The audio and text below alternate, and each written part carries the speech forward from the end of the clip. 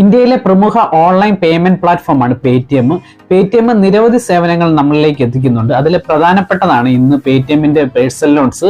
Personal loans എന്ന് പറയുമ്പോൾ നമുക്കറിയാം, ഒരു രീതിയിലുള്ള ഈടോ ജാമ്യമോ നൽകാതെ ഉടനടി നമ്മുടെ അക്കൗണ്ടിൽ ക്യാഷ് ക്രെഡിറ്റ് ആവുന്നതാണ് പേഴ്സണൽ ലോൺസ്. നിരവധി പേര് പേടിഎം മുഖേന വായ്പ എടുത്തിട്ടുണ്ടെന്ന് നമുക്ക് അറിയാൻ സാധിച്ചിട്ടുണ്ട്. ഇന്ന് പേടിഎം എന്ന ആപ്ലിക്കേഷൻ ഉപയോഗിച്ച് നമുക്ക് എങ്ങനെ വായ്പ എടുക്കാവുന്ന ലൈവായിട്ട് നിങ്ങളെ കാണിക്കും.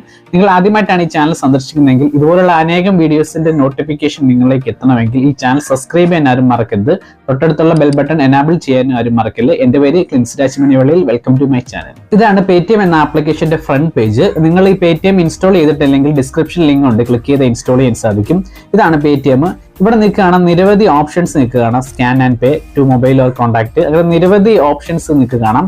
അതിന്റെ താഴെ നിങ്ങൾക്ക് കാണാൻ സാധിക്കും പേഴ്സണൽ ലോൺസ് എന്നുള്ളൊരു ഓപ്ഷൻ. ഈ പേഴ്സണൽ ലോൺസ് എന്നുള്ളത് നമുക്ക് ആദ്യം തന്നെ അത് കാണാൻ സാധിക്കും. ഓക്കെ, അപ്പൊ നമുക്ക് അവിടെ ക്ലിക്ക് ചെയ്യണം. അപ്പൊ ഞാൻ ആദ്യമേ പറയുവാണ്, നിങ്ങൾ പെട്ടെന്ന് ഒരു പേടിഎം ഇൻസ്റ്റാൾ ചെയ്ത് അതിന്റെ ഉപഭോക്താവാൻ ശ്രമിച്ചാൽ ഈ വായ്പ ലഭ്യമാവുകയില്ല. നിങ്ങൾ കുറച്ചു കാലമായിട്ട് ഈ പേടിഎമ്മിന്റെ കസ്റ്റമർ ആയിരിക്കണം. ഓക്കെ, അപ്പൊ ഞാൻ അത് ക്ലിക്ക് ചെയ്യുമ്പോൾ നിങ്ങൾക്ക് ആദ്യം തന്നെ കാണാം get up to 3 lakh in just 2 minutes, 100% paperless, collateral free, affordable EMIs, flexible tenor.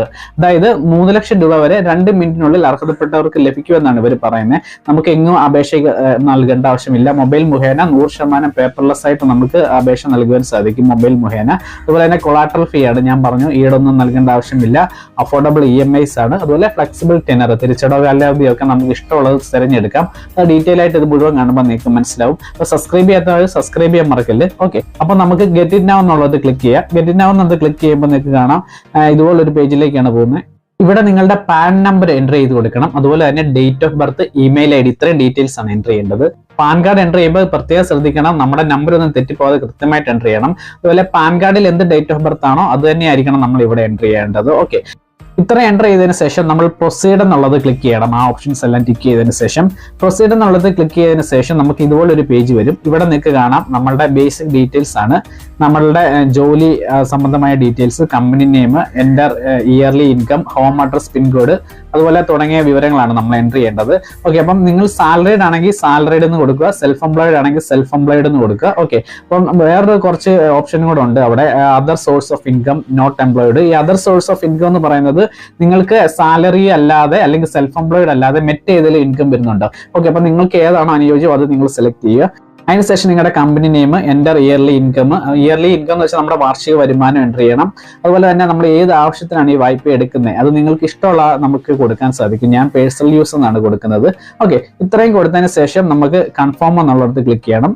Confirm എന്നുള്ളത് ക്ലിക്ക് ചെയ്യുമ്പോൾ creating the best offer for you എന്ന് നിങ്ങൾക്ക് കാണാൻ സാധിക്കും. This could take up to 43 seconds എന്ന് കാണാം. അപ്പോൾ നിങ്ങളൊരു കാര്യം മനസ്സിലാക്കേണ്ടത്, ഇപ്പോൾ അവർ ആക്ച്വലി നമ്മളെ ചെക്ക് ചെയ്യുന്നത് നമ്മളുടെ പാൻ കാർഡ് നമ്മൾ കൊടുത്തു, അതുകൊണ്ട് നമ്മുടെ സിബിൽ സ്കോർ ആണ് ചെക്ക് ചെയ്യുന്നത്.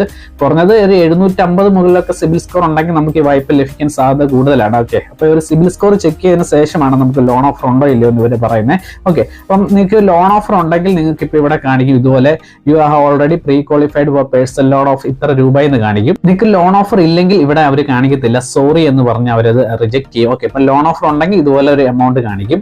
ഓക്കെ, അതിനുശേഷം നമ്മൾ ഗെറ്റ് ഇറ്റ് നൗ എന്നുള്ള ഒരു ഓപ്ഷൻ കാണാം, അവിടെ ക്ലിക്ക് ചെയ്യണം. ക്ലിക്ക് ചെയ്തതിന് ശേഷം നമുക്ക് ഇഷ്ടപ്പെട്ട ഒരു എമൗണ്ട്, നമുക്ക് അനുവദിച്ചിരിക്കുന്ന തുകയ്ക്കുള്ളിലുള്ള ഇഷ്ടപ്പെട്ട ഒരു എമൗണ്ട് നമുക്ക് സെലക്ട് ചെയ്യാം. ഇവിടെ 3 ലക്ഷമാണ് ഞാനിപ്പോൾ സാമ്പിളായിട്ട് നിങ്ങളെ കാണിച്ചിരിക്കുന്നത്. ഇതൊരു സാമ്പിൾ വീഡിയോ ആണ്. ഓക്കെ, ഈ 3 ലക്ഷത്തിനുള്ളിൽ നിൽക്കുന്ന ഒരു തുക നിങ്ങൾക്ക് സെലക്ട് ചെയ്യാൻ സാധിക്കും. കൂടാതെ 2 ടെനർ നമുക്ക് സെലക്ട് ചെയ്യാം, ഒന്ന് 24 മാസവും ഒന്ന് 30 മാസവും.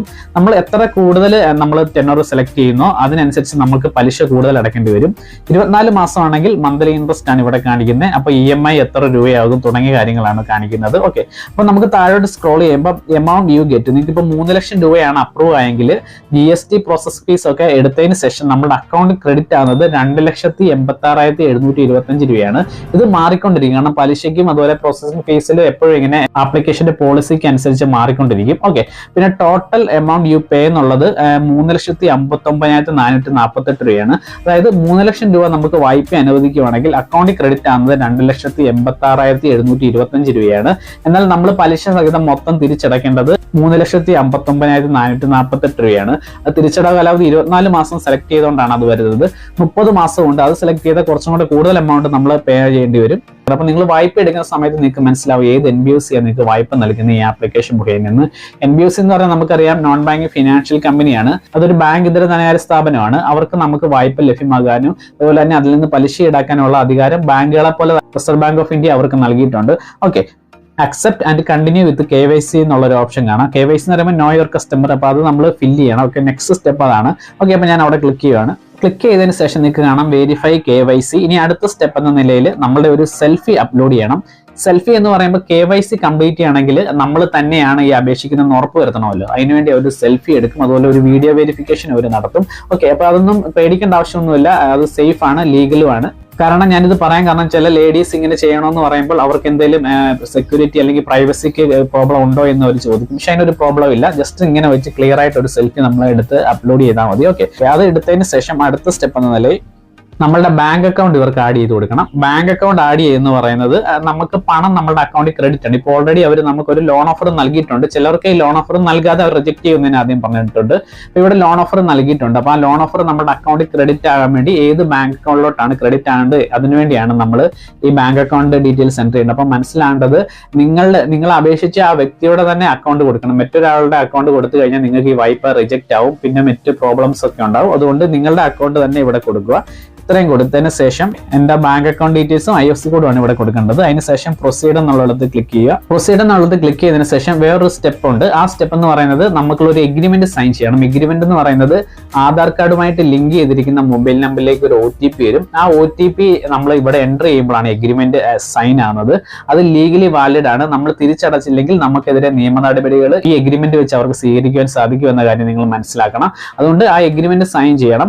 അതിനുശേഷം നമുക്ക് ഉടനടി നമ്മുടെ അക്കൗണ്ടിൽ ക്യാഷ് ക്രെഡിറ്റ് ആവും. ഏകദേശം ഒരു 2 വർക്കിംഗ് ഡേയ്സിനുള്ളിലാണ് ക്യാഷ് ക്രെഡിറ്റ് ആവുന്നത്. ഓക്കെ, അപ്പൊ ട്രാൻസ്ഫറിങ് ഇത്ര എമൗണ്ട് ടു യുവർ അക്കൗണ്ട് എന്ന് അതിന് ശേഷം കാണിക്കും. ഓക്കെ, ഏകദേശം 2 വർക്കിംഗ് ഡേയ്സിനുള്ളിൽ തന്നെ അത് ക്രെഡിറ്റ് ആവേണ്ടതാണ്. ചില സാഹചര്യങ്ങളിൽ ക്രെഡിറ്റ് ആകാത്തായിട്ടുണ്ടെങ്കിൽ നിങ്ങൾക്ക് അവരുടെ കസ്റ്റമർ സപ്പോർട്ടുമായിട്ട് കോൺടാക്ട് ചെയ്യുന്നതാണ്. ഇങ്ങനെയാണ് Paytm എന്ന ആപ്ലിക്കേഷൻ മുഖേന വായ്പ എടുക്കുന്നത്. ഇതൊരു സാമ്പിൾ വീഡിയോ ആണ്. ഇനി പലരുടെ സംശയമാണ് ഈ Paytm എന്ന ആപ്ലിക്കേഷനിൽ നിന്ന് വായ്പ എടുത്തിട്ട് എങ്ങനെയാണ് തിരിച്ചടക്കുന്നത്. അത് ഞാൻ ജസ്റ്റ് ഒന്ന് കാണിച്ചു തരാം. ചിലർക്ക് ഓട്ടോ ഡെബിറ്റ് ആക്ടിവേറ്റ് ചെയ്യേണ്ടി വരും. ഓട്ടോ ഡെബിറ്റ് എന്ന് പറയുമ്പോൾ നമ്മുടെ അക്കൗണ്ടിൽ നിന്ന് തനിയെ ആ ഡേറ്റിനുള്ളിൽ അവർ ഡെബിറ്റ് ചെയ്തോളും. എന്നാൽ ചില സമയത്ത് അങ്ങനെ ചെയ്യേണ്ട ആവശ്യം ചിലർക്ക് വരുന്നില്ല. അങ്ങനെയുള്ള സാഹചര്യങ്ങളിൽ നിങ്ങൾക്ക് എങ്ങനെ ചെയ്യാമെന്ന് നോക്കാം. അതിനുവേണ്ടി Paytm എന്ന ആപ്ലിക്കേഷൻ തന്നെ നിങ്ങൾ ഓപ്പൺ ചെയ്യണം. Paytm എന്ന ആപ്ലിക്കേഷൻ ഓപ്പൺ ചെയ്തതിന് ശേഷം പേ ലോൺ എന്നുള്ളിടത്ത് ക്ലിക്ക് ചെയ്തതിന് ശേഷം നിങ്ങൾക്ക് ഇതുപോലെ ഒരു പേജ് വരും. ഇവിടെ നിരവധി നോൺ ബാങ്കിങ് ഫിനാൻഷ്യൽ കമ്പനികൾ ബാങ്കുകളുടെ ഡീറ്റെയിൽസ് കാണാൻ സാധിക്കും. അപ്പം നിങ്ങളുടെ ഏത് ലെൻഡറാണ് നിങ്ങൾക്ക് വായ്പ നൽകിയത് അവരുടെ പേര് സെർച്ച് ലെൻഡർ എന്നുള്ളിടത്ത് നിങ്ങൾ സെർച്ച് ചെയ്ത് കഴിയുമ്പോൾ നിങ്ങൾക്ക് അതിന്റെ ഓപ്ഷൻസ് വരും വായ്പ തിരിച്ചടയ്ക്കാനുള്ളത്. ഓക്കെ, ഒരു ഉദാഹരണം പറഞ്ഞാൽ ഇപ്പോൾ ഒരു ബാങ്ക് സെലക്ട് ചെയ്യുക. എന്നിട്ട് ആ ബാങ്കിന്റെ നിങ്ങളുടെ ലോൺ ID നിങ്ങൾ എൻ്റർ ചെയ്യുക. എൻ്റർ ചെയ്തതിന് ശേഷം നിങ്ങൾക്ക് അടയ്ക്കേണ്ട ഡീറ്റെയിൽസ് അവർ കാണിക്കും. അതിനുശേഷം നിങ്ങൾക്ക് അത് പേ ചെയ്യാവുന്നതാണ്. നിങ്ങളുടെ ഡെബിറ്റ് കാർഡ് ഉപയോഗിച്ച് അല്ലെങ്കിൽ UPI ഉപയോഗിച്ച് നിങ്ങൾക്ക് ഇത് പേ ചെയ്യാൻ സാധിക്കും. Paytm തന്നെ UPI ഉണ്ടല്ലോ, അങ്ങനെ നിങ്ങൾക്ക് അത് പേ ചെയ്യാൻ സാധിക്കും എടുത്ത വായ്പ. ഈ വായ്പയെക്കുറിച്ച് നിങ്ങൾക്ക് എന്തെങ്കിലും സംശയങ്ങളുണ്ടെങ്കിൽ ഈ വീഡിയോയുടെ കമന്റ് ബോക്സിൽ രേഖപ്പെടുത്താവുന്നതാണ്. അതിനുള്ള മറുപടി നൽകാവുന്നതാണ്. അനേകം പേർ ഈ വായ്പ എടുത്തിട്ടുണ്ട്. അവരുടെ അനുഭവങ്ങൾ ഈ വീഡിയോയുടെ കമന്റ് ബോക്സിൽ രേഖപ്പെടുത്തുകയാണെങ്കിൽ മറ്റുള്ളവർക്ക് അത് ഉപയോഗപ്പെടുന്നതാണ്. എങ്കിൽ പിന്നെ പുതിയൊരു വീഡിയോയുമായി അടുത്ത എപ്പിസോഡിൽ കാണാം. എൻ്റെ പേര് ക്ലിൻസ് രാജ് മണിവള്ളി.